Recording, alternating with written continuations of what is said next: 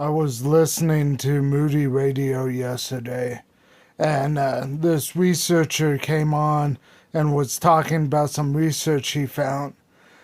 And one of the things he found was that 1 out of 10 Christians make disciples or is actively discipling someone. And he goes on to say that that's not their fault because the people that told them about Christ probably wasn't actively discipled either.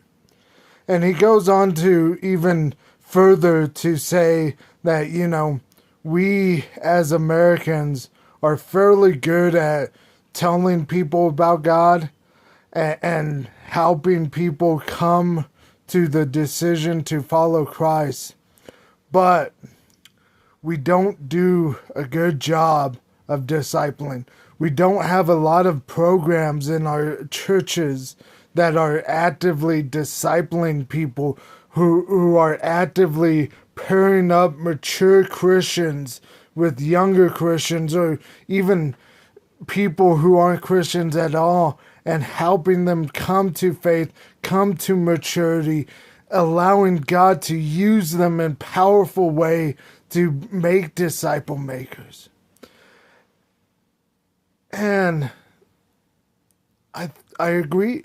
There's a lot in the church where the pastor preaches, go out and tell people about Christ. Go out and tell people about Christ.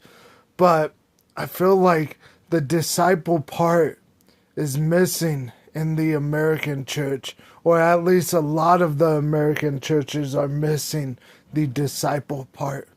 And so we need to do a better job of hooking up young Christians with more mature Christians so that they can be discipled and then they can go out and make disciples themselves.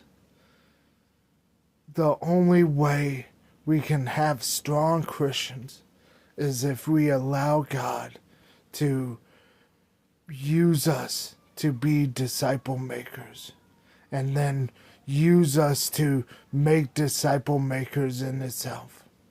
So let's let God use us and let's get disciple making.